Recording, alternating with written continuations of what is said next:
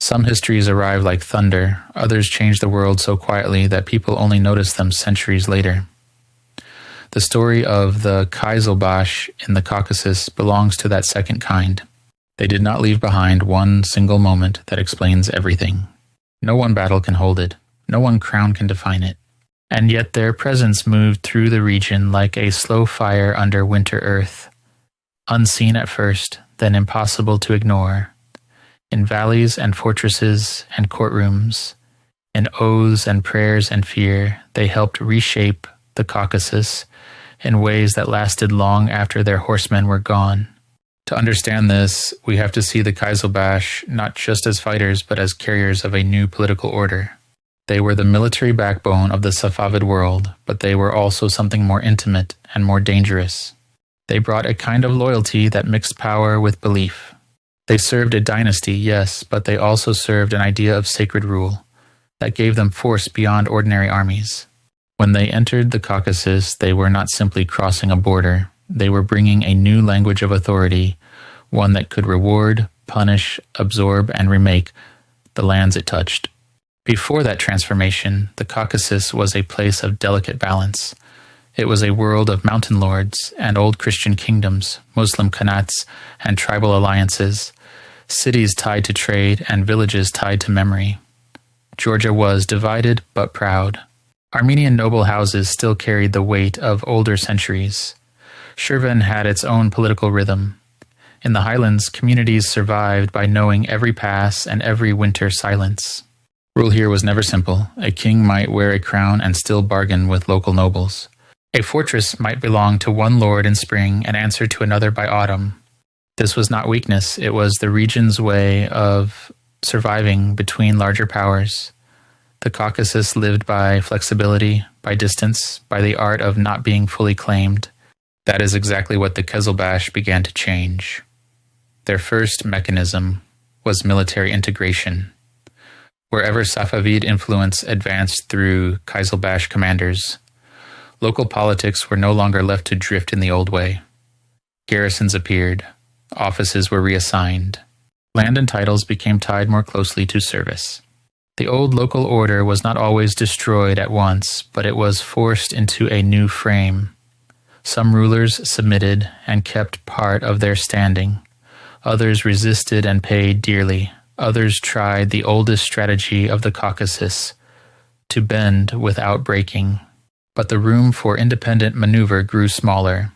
The region was being drawn into a state system that wanted clearer control, more reliable loyalty, and less ambiguity at the frontier. The effect of that change went far beyond the battlefield. Armies can open the gate, but they do not finish the work. What follows is administration, pressure, ritual, and adaptation. This was the second great transformation. Under Kyzylbash-backed Safavid power, the Caucasus began to feel the weight of a more concentrated political and religious order. Shi'i influence gained sharper importance in public life. Local elites learned that survival depended not only on ancestry or local legitimacy, but on usefulness to a greater center. Service became a ladder. Distance became a risk. Some families rose because they adapted quickly. Some communities suffered because they stood in the path of imperial design. In that sense, the Kyzylbash did not merely conquer space, they changed the conditions under which people could keep status, keep land, or even keep peace. And this is where their influence becomes easy to miss if we look only for dramatic scenes. Much of their real power was quiet. It lived in appointments and tribute, in the reshaping of loyalties, in the steady message that the Caucasus was no longer just a region of local bargains. It was becoming part of a larger imperial struggle. That shift mattered deeply because the Caucasus had always relied on breathing room. Its rulers survived by playing one power against another. They delayed tribute. They switched sides.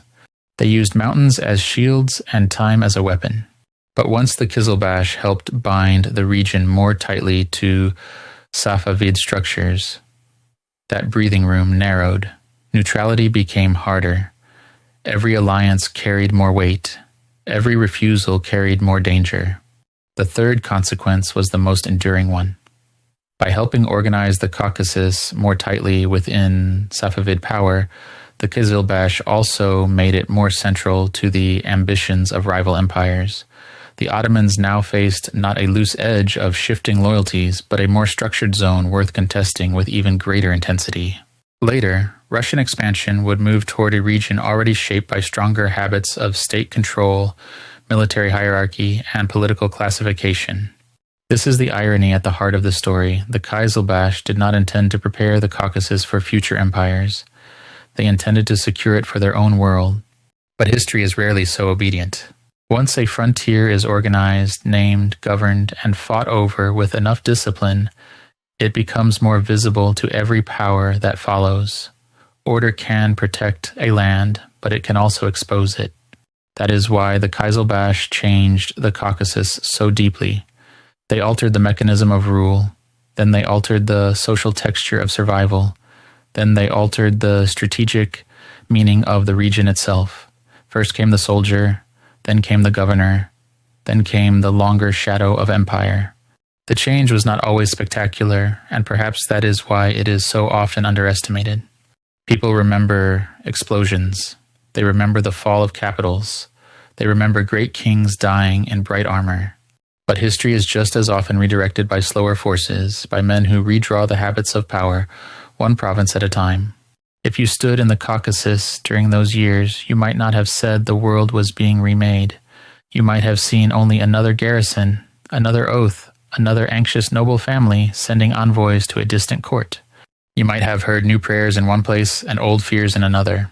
You might have watched a local ruler keep his title while quietly losing his freedom. That is how profound change often looks while it is happening. Not like a storm at first, but like the weather turning and never turning back. So the Kyzylbash states did not simply pass through the Caucasus as temporary conquerors. They helped teach the region a new political reality. They made it more governable, more contested, more tightly connected to imperial visions larger than itself. They narrowed the old space in which local powers had once maneuvered. They changed how authority was enforced, how loyalty was measured, and how the future of the region would be fought over. Their legacy was not only in victories, it was in the new shape of the game itself. And once that shape changed, the mountains were never quite the same again.